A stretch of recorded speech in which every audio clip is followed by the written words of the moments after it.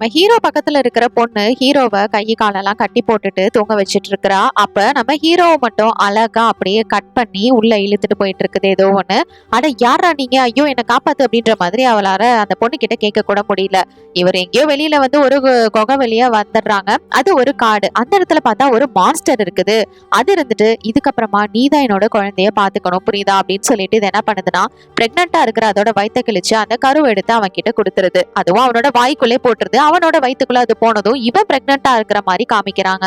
இப்ப பார்த்தா அந்த இடத்துக்கு கொடூரமான ஒரு மான்ஸ்டர் வருது.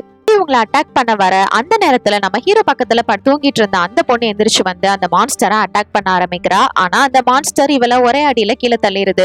இதனால அவன் என்ன பண்றானா, அங்க வந்து மரத்துல ஒரு கயிறை கட்டி அவளும் எஸ்கேப் ஆகி இந்த மான்ஸ்டரையும் கீழே விழ வச்சிடறா.